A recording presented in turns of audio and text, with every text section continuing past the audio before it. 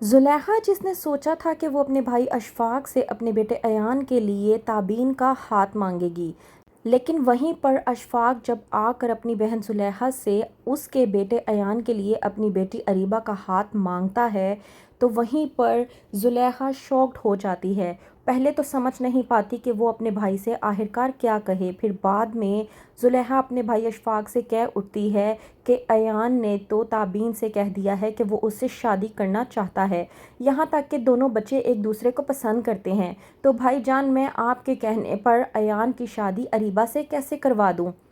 اشفاق کی بات سننے کے بعد اور بھی زیادہ خوش ہوتا ہے اور کہتا ہے کہ میری تو دونوں بیٹیاں ہیں، تو پھر کیا ہوا اگر ایان تابین سے شادی کرنا چاہتا ہے؟ اگر ایان تابین سے شادی کرنا چاہتا ہے تب بھی مجھے اتنی ہی خوشی ہوگی، کیونکہ مجھے سب سے زیادہ خوشی تو اسی بات کی ہوگی کہ ایان میری کسی ایک بیٹی کے ساتھ جڑ جائے گا اور یہی میرے لیے فخر باعث ہوگا۔ وہیں پر دوسری طرف جب زبیدہ کو معلوم ہوتا ہے کہ اشفاق اریبہ کا رشتہ لے کر گیا تھا لیکن زلیخا نے انکار کر کے ایان کے لیے تابین کا ہاتھ مانگ لیا، تو اس بات پر وہ اور بھی زیادہ بھڑک جاتی ہے وہ اپنی بیٹی اریبہ کے پاس اور جا کر کہتی ہے کہ یہ سب کچھ کیسے ہو گیا۔ اریبہ جو کہ غصے میں ہوتی ہے اور اپنی ماں سے کہتی ہے کہ میں بہت اچھے طریقے سے جانتی ہوں۔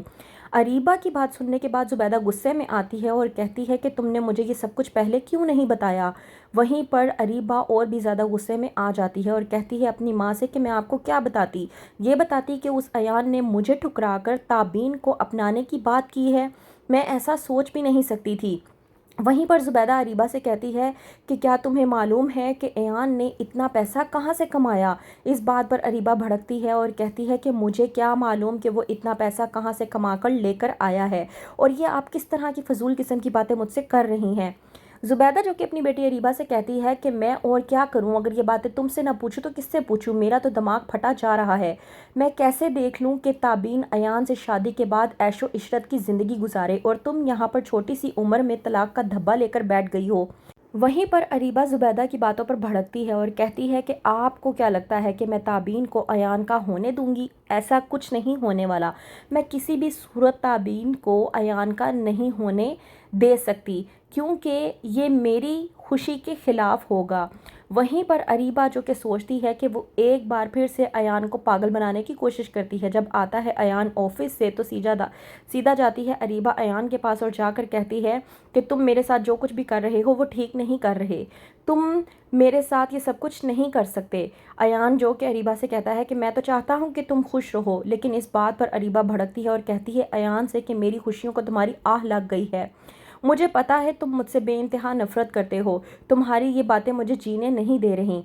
ایان جو کہ اریبہ کو سمجھاتا ہے اور کہتا ہے کہ ایسی کوئی بات نہیں ہے اریبہ، میں تم سے نفرت نہیں کرتا، لیکن یہ بات بھی سچ ہے کہ میں تم سے محبت بھی نہیں کرتا۔ وہیں پر دوسری طرف تابین اور ایان کا رشتہ پکا ہو جاتا ہے، جو کہ اریبہ سے بالکل بھی برداشت نہیں ہوتا۔ اریبہ تابین کے پاس جاتی ہے اور جا کر کہتی ہے کہ یہ خوشی صرف چند لمحوں کی ہے، ایان واپس میرے پاس ہی لوٹ کر آئے گا، میں اس کی پہلی محبت ہوں اور مرد کبھی بھی اپنی پہلی محبت کو نہیں بھولتا۔